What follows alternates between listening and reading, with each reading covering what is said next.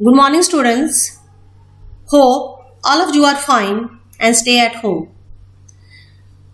बच्चों, जैसे आप लोगों को पता है कि आप लोगों की 10th और 12th की डेट शीट आ चुकी है। आप लोगों के एग्जाम्स शुरू होने वाले हैं।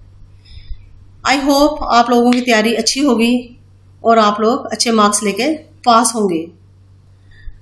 मैंने काफ़ी सारे वीडियोस क्लास 10th के बनाए थे, जिसमें मैंने जो भी लेसन्स थे उनको कवर किया था, साथ में उनके क्वेश्चन आंसर्स को भी कवर किया था, ताकि आप एग्जाम्स के लिए प्रिपेयर कर सकें। काफ़ी सारे बच्चे बोल रहे थे मैम आप क्लास 12th के वीडियोस भी बनाएं, तो मैंने थोड़ी सी कोशिश की कि चलो आप लोगों के लिए थोड़े पेपर्स में हेल्प हो जाएगी। इससे पहले मैंने 2 शॉर्ट स्टोरीज क्लास 12th के वीडियोस बनाए थे।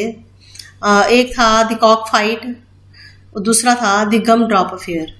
आज मैंने सोचा 2 शॉर्ट स्टोरीज हो गई हैं, चलो एक पोइम का वीडियो भी बना देते हैं। जैसे कि मैंने आपको बोला कि मैंने लेसन्स के साथ साथ क्वेश्चन आंसर्स के भी वीडियो बनाए हैं, जो कि आपके एग्जाम्स में भी आपको हेल्प करेंगे। आज हम पोइम करेंगे सनराइज, जिसकी पोइट जो हैं वो पद्मा सचदेवा जी हैं। ये जो पोइटेस थी, ये जो है ये डोगरी पोइटेस थी। इन्होंने ये जो पोइम थी सनराइज, ये भी डोगरी में ही लिखी थी। बाद में इसको डॉक्टर करण सिंह जी ने इसको इंग्लिश में ट्रांसलेट किया था। अब आपको बोला कि ये जो पोइटस थी, इसने जो पोइम लिखी थी डोगरी में लिखी थी, तो that means it belongs to J&K states. Poetess जो थी वो हमारे J&K के रहने वाली थी। अब पोइम के नाम से ही पता चलता है, जैसे कि पोइम का नाम है सनराइज। सनराइज मीन्स सूरज का उगना। शुरू करते हैं पोइम को अब हम। The sun was descending like a cataract in the eye of the sky. The rain was constantly splashing against the sky, washing it so that it began to look drenched and forlorn, and it was thundering in anger. In these lines, the poetess says that it was the time of the afternoon. The sun was coming down as it was going to set. ये जो time था भी, poetess कह रही है, ये जो time था भी, ये क्या था? सूरज के डूबने का टाइम था, शाम का समय था। डिसेंडिंग होता है, जैसे कि आपने मैथ्स में पढ़ा है, सेंडिंग डिसेंडिंग। डिसेंडिंग होता है नीचे की तरफ, असेंडिंग होता है ऊपर की तरफ जाना। तो अब सन क्या था? डिसेंड हो रहा था, डूब रहा था, शाम का समय था। The sky was covered with clouds like the eyes of the man covered with cataract. अब स्काई जो था वो इस तरह से कवर था क्लाउड्स के साथ, मतलब कि सारे आसमान में बादल ही बादल घिरे हुए थे, जैसे कि एक इंसान की जो आंखें होती हैं उसमें कैटरैक्ट आ जाता है। कैटरैक्ट होता है मोतियाबिंद। तो हमारे आंखों में जब मोतियाबिंद आ जाता है तो हमारी आंखें जो होती हैं वो कवर हो जाती हैं उससे। वैसे ही जो स्काई था वो भी आज कवर हो चुका था क्लाउड से। The rain was constantly splashing against the sky. The rain constantly splashed against the sky. It was washing the sky continuously. It looked thoroughly soaked and wet and a bit lonely and sad. अब क्या हुआ था कि जो आसमान था वहाँ से जो रेन थी वो कॉन्स्टेंटली होता है लगातार क्या कर रही थी? वो बारिश आती जा रही थी। स्प्लैशिंग होता है फॉलिंग, आसमान से बारिश गिरती जा रही थी continuously. Washing it so that it began to look drenched and forlorn. और इस तरह से बारिश गिर रही थी कि हर तरफ गीला ही गीला था। ड्रेंच्ड होता है गीला, फॉरलॉर्न होता है लोनली। लोनली मैंने अकेलापन। तो ऐसे लग रहा था कि जैसे आसमान बिल्कुल अकेला पड़ गया है, गीला है और अकेला पड़ गया है। अब वो क्या कर रहा था? उसको गुस्सा आ रहा था आसमान को कि मैं अकेला हूं। The sky was sad perhaps because it does not have the company of a shining sun. अब जो आसमान था वो क्या था? उसको गुस्सा आ रहा था क्योंकि जो सन था वो उसकी कंपनी में नहीं था। सूरज जो था वो डूब चुका था और हर तरफ गीला ही गीला था। अब आसमान को गुस्सा आ रहा था कि जो धूप है वो नहीं निकली है, वो धूप जो है ढल चुकी है, शाम ढल चुकी है। तो इसलिए उसको गुस्सा आ रहा आसमान को। And it was thundering in air, it thunder to express its anger.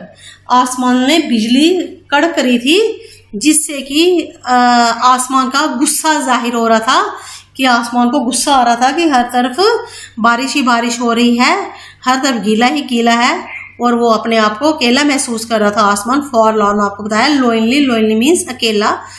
Constantly, continuously, splashing होता है फॉलिंग, ड्रेंच्ड होता है वेट। ये सारे आगे आपके word meaning, difficult word meanings, ठीक है बच्चों। तो जैसे ही आप पढ़ते हो साथ साथ में क्या कीजिए, आप अपनी बुक रखिए, बुक रख के अपने बुक्स के ऊपर पेंसिल के साथ प्लीज मार्क करा कीजिए, क्योंकि अगर आप अपनी बुक्स को आगे और कोई शेयर करेंगे किसी के साथ तो क्या होगा, उसको पढ़ने में प्रॉब्लम नहीं होगी। क्योंकि अगर आप पहले ही अपनी बुक गंदी कर देंगे तो जब अगला वाला इंसान पढ़ेगा तो उसको देख के क्या आएगा, गुस्सा आएगा, वो आपकी बुक को खुशी से नहीं पढ़ेगा। इसलिए एटलीस्ट जब भी अगर आपको अच्छा लगता है, मुझे तो ऐसा ही अच्छा लगता था, मैं जब भी अपनी बुक से पढ़ती थी तो पेंसिल के साथ में अपनी पेंसिल से उस पर डिफिकल्ट वर्ड्स मार्क कर लेती थी। अगर आपको इस लॉकडाउन में कहीं से बुक्स नहीं मिली हैं प्लीज़ बच्चों, तो आप क्या कर सकते हैं, आप जैसे कि मैंने यहाँ पे पोएम पूरी बुक से ही उठा के यहाँ डाली है, आपको बुक की ज़रूरत अगर आपके पास नहीं है तो आप क्या कर सकते हैं, अपनी एक कॉपी बना लीजिए, नोट्स बना लीजिए साथ साथ में, और ये जो भी डिफिकल्ट वर्ड्स मैं बोलती हूँ साथ साथ में वो अपनी एक कॉपी पे लिखते जाया कीजिए। क्योंकि बार बार वीडियो सुनना, ढूंढना, कई बार हमारे यहाँ तो वैसे भी JNK में नेट की बहुत प्रॉब्लम है, मुश्किल हो जाता है मिलना। तो आप ये कि अपनी कॉपीज पे अगर लिखा हो तो आपको पढ़ने में बार बार मुश्किल नहीं होगी, ढूंढने में मुश्किल नहीं होगी। तो आप प्लीज अपने डिफिकल्ट वर्ड मीनिंग्स मार्क कर लीजिए। चलिए आगे करते हैं। The sun, seizing the opportunity, pushed the clouds away and crept out, like a schoolboy quickly entering and cowering at the back of the class to await attention of the angry schoolmaster. In this line, the poetess says that the sun got the opportunity, so it pushed the clouds away and crept out from behind them. Sun seizing the opportunity, seizing होता है catching, means उसको मौका मिल गया। सन got the opportunity, सन को opportunity मिली, मौका मिला। अब उसने क्या किया, क्लाउड्स को पीछे धकेल दिया, push the clouds away, clouds को जो बादल थे उनको पीछे भगाया, एंड क्रेप्ट आउट, वो वहां क्रेप्ट आउट होकर केम आउट, वो वहां से आसमान से बाहर निकला। Like a school boy quickly entering and covering at the back of the class, वो किस तरह से बाहर निकला, crept out like a schoolboy who enters the classroom quickly and crouching in fear at the back of the classroom to avoid the angry schoolmaster. जैसे एक बच्चा जब स्कूल में जाता है तो वो लेट हो जाता है, तो वो क्या करता है, वो जल्दी से भाग के छुप के भाग के क्लास में पीछे जाके कहीं बैठ जाता है, ताकि जो उसके स्कूल मास्टर हैं, जो उसके क्लास टीचर हैं, उसको देख नहीं पाए, उसके ऊपर गुस्सा नहीं कर पाए। अपने टीचर के गुस्से का, उसके अटेंशन को दूर करने के लिए वो क्या करता है, वो बैक में जाके कहीं बैठ जाता है। जस्ट लाइक सूरज ने भी को भी अब अपॉर्चुनिटी मिल गई थी, तो वो क्या करता है, क्लाउड्स को पीछे भगाता है और फिर क्या करता है, वहां से निकल जाता है आसमान में। और किस तरह से, जैसे कि एक स्कूल जाने वाला बच्चा जब उसको स्कूल में लेट हो जाता है तो वो क्या करता है, जल्दी से बैक में जाता है, क्लास की बैक पे जाता है और वहां जाके चुप के बैठ जाता है, ताकि वो अपने जो टीचर है उसके गुस्से को से बच पाए। Slowly the sun began to turn yellow, and with that its light scattered in all directions. Seizing the light, the schoolmaster asked, "Where have you been all this while?" अब जब स्कूल मास्टर ये सब चीजें देखता है तो पूछता है सूरज को कि तुम इतनी देर कहाँ पे छुपे हुए थे। In this line the poetess says that the sun started turning yellow, अब जो सन था अब वो बादलों को छांट के बाहर निकल गया था, तो वो धूप अब तेज हो रही थी, तो उसने तभी लिखा जहाँ पे सन बिगेन टू टर्न येलो, सूरज तपना शुरू हो गया। And with its light scattered in all directions, so it began to spread in all the directions. वो अपनी लाइट को हर तरफ बिखेरने लगा। Seeing the light of the schoolmaster asked, "Where have you been all this while?" Seeing the light, light को देख के the schoolmaster asked, "Where it had been all the time?" तो स्कूल मास्टर पूछता है seeing the light means seeing, जहाँ पे light को किससे कंपैरिजन किया गया है, बच्चे से, जो बच्चा स्कूल में लेट आता है। The school master asked, school master, जहाँ पे स्कूल मास्टर को किसके साथ कंपेयर किया गया, स्काई के साथ। जहाँ जो स्काई था, आसमान था, वही गुस्सा कर रहा था किसके साथ, उसको गुस्सा किसके साथ आ रहा था, सूरज से। तो सूरज जहाँ पे बच्चा है वो स्कूल मास्टर गया है जहाँ पे टीचर है। वो पूछता है बच्चे से where have you been all this while, वो सूरज से पूछता है तुम इतनी देर कहाँ पे थे, कहाँ तुम छुप के बैठ गए थे। Was your slate not clean or did you not get enough to eat? Is this the time for the sun to rise? अब स्कूल मास्टर जो है वो पूछता है he asked whether its slate was not clean or whether it had not got enough to eat to be able to come out in time. कहता है क्या तुम्हारी स्लेट जो थी वो साफ नहीं थी, जहाँ तुम्हें इतना खाने को नहीं मिला, तुम्हारा पेट नहीं भरा कि तुम स्कूल नहीं आ पाओ। Is this the time for the sun to rise, क्या ये कोई टाइम है सूरज के उगने का।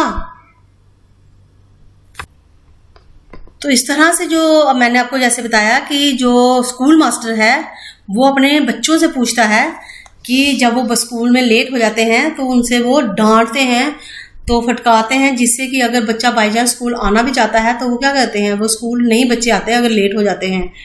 तो पोइटेस यहाँ पे ये कहना चाहती है कि अगर हम पूछे नहीं बच्चों से, अगर बच्चे बाई चांस लेट हो जाते हैं, अगर हम उनका रीज़न नहीं जानते कि वो किस वजह से लेट हो गए हैं, हम उनसे रीज़न नहीं पूछते, एकदम से उनके ऊपर भड़क पड़ते हैं, उनके ऊपर गुस्सा करते हैं, तो उनसे पूछते हैं कि आप लेट क्यों आए हो विदाउट नोइंग द रीज़न। तो पोइटेस कहती है कि अगर बच्चा लेट आ जाता है, उससे कुछ सीख लेता है, वो बेटर है जब फिर वो स्कूल आए ही नहीं उस डर के मारे कि अगर मुझे टीचर डांटेगा, मैं स्कूल नहीं जाऊंगा, मैं लेट हो चुका हूँ, तो वो ज़्यादा अच्छा है। या फिर बच्चा थोड़ा सा लेट आए, कुछ थोड़ा सा उसका मिस हो गया, तो वो टीचर से फिर से उसे वो क्या कर सकता है, पूछ सकता है, जिससे उसका डाउट क्लियर हो सकता है, तो वो ज़्यादा अच्छा है। तो उसके कहने का मीनिंग ये है कि हमें बच्चों को डांटना नहीं चाहिए, सबसे पहले उसके पीछे का रीज़न जानना चाहिए, उसके बाद बच्चों को अगर हो डांटने वाली बात तो डांटे, अदरवाइज नहीं। तो इसी तरह से जहाँ पे जो स्काई था वो सन से पूछता है कि तुम लेट क्यों आए हो, उसको गुस्सा आता है, स्काई से पूछता है। अब जो सन होता है उसको भी गुस्सा आता है, तो फिर वो भी स्कॉल्ड हो जाता है, गुस्से में बोलता है By now the sun was shining in all its splendor. It answered proudly, what is the point of getting annoyed? There is no set time for the sun to rise. Whenever it rises, that is sunrise. In this line, the poetess says that the sun started shining in all its splendor after it had been rudely scolded on the part of the sky to have felt angry. अब क्या करता है, जो सूरज होता है उसको बहुत गुस्सा आता है, तो वो क्या करता है, वो पूरे गुस्से में और जोर से अपनी धूप निकालता है और गुस्सा अपना दिखाता है कि मुझे भी गुस्सा आता है। और sun answered boldly and fearlessly that there was no wisdom on the part of the sky to have felt angry and offended. वो कहता है, जो सन होता है, कि उसको कोई भी हक नहीं है गुस्सा करने का। एनॉयड होता है गुस्सा करना, कि उसको कोई भी हक नहीं है मेरे पे गुस्सा करने का। जब भी सूरज निकले तभी सवेरा होता है। There was no set time for the sun to rise, whenever it rises that is sunrise. तो वो सूरज होता है वो स्कूल मास्टर को कहता है there was no set time for the sun to rise, कि कोई भी फिक्स समय नहीं है सूरज के उगने का। जब भी सूरज उग जाए, जब भी सूरज निकल जाए, तभी सनराइज होता है, चाहे वो कि कोई भी दिन का कोई भी समय हो। For everything there is a set time, but there is no fixed time for the sun to rise. वो कहता है हर चीज का फिक्स समय हो सकता है, मगर सूरज के उगने का कोई भी फिक्स समय नहीं होता है। Actually, the poetess compares all these things to the old thoughts and conventions. In old times क्या होता था कि लोग बच्चों को डांटते थे, फटकारते थे, लोगों की सोच ऐसी थी, बट आज का टाइम ऐसा नहीं है। तो पोइटेस कहती है कि इंटेलेक्चुअल फ्रीडम, इनलाइटमेंट का कोई भी टाइम नहीं होता है। जब आप जागो तभी सवेरा है। जब भी आप किसी से कुछ लेना चाहते हो, कुछ गेन करना चाहते हो, तभी हमारा सवेरा हो जाता है, मीन्स तभी हमारी जिंदगी चेंज हो जाती है। The poetess wants to drive here that the children should not be scolded even if they came late for learning. Poetess कहती है कि एक्चुअली जो पोइम थी पूरी उसने कंपेयर कर दी है पोइटेस ने किसकी लाइफ के साथ, बच्चों की लाइफ के साथ, स्कूल गोइंग चिल्ड्रंस के साथ, उनकी लाइफ के साथ कंपेयर किया है। पोइटेस कहती है कि हमें बच्चों को डांटना नहीं चाहिए जब वो स्कूल में लेट आए। There should be no point to scold children even if they came late for learning. Ignorance must go. जो अनभिज्ञता है, जो अनपढ़ता है वो जानी चाहिए, ना कि हमें उनको डांट के उनको भगा देना चाहिए।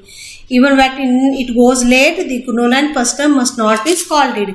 इवन कि जब वो लेट भी आते हैं, जो कुछ आपसे गेन करना चाहते हैं, अगर वो क्लास में लेट भी आते हैं तो हमें उनके डरा के, उनको धमका के, उनकी जो भी वो हमसे पूछना चाहते हैं वो नहीं पूछे, ऐसा हमें नहीं करना चाहिए। तो ये पोइम जो है हमें काफ़ी अच्छा लेसन देती है कि हमें बच्चों को किस तरह से पढ़ाना चाहिए, किस तरह से उनके साथ पेश आना चाहिए। इसी के साथ ये जो हमारी पोइम थी क्लास 12 की सनराइज ख़त्म हो जाती है जहाँ पे। अगर आपको कोई भी प्रॉब्लम आई, इसमें कोई भी वर्ड अगर आपको नहीं समझ आया, वैसे मैंने पूरी कोशिश की है साथ साथ में उनके मीनिंग्स को बताने की। अगर आपको फिर भी कोई वर्ड नहीं समझ आया तो प्लीज़ कमेंट कीजिए, मैं रिप्लाई करने की कोशिश करूँगी। अगर इसके अलावा आपको और किसी लेसन में या किसी भी टॉपिक में प्रॉब्लम आ रही है तो कमेंट कीजिए। मैं कोशिश करूँगी कि आपको जल्दी से जल्दी उस टॉपिक तक पहुँचा पाऊँ। इसके बाद मैं इसके क्वेश्चन आंसर्स का वीडियो बनाकर जल्दी ही आपके साथ शेयर करूँगी। अगर आपको क्लास 10th के किसी भी टॉपिक में कोई प्रॉब्लम आ रही है आपके आस पड़ोस में जो आपके भाई बहनों को, तो मैंने आपको जैसे पहले बताया कि मैंने काफ़ी नहीं मतलब पूरी बुक के टॉपिक्स बनाए हैं, तो आप डिस्क्रिप्शन में जाकर लिंक्स को चेक कर सकते हैं, तो उससे हेल्प ले सकते हैं। Thank you and have a nice day.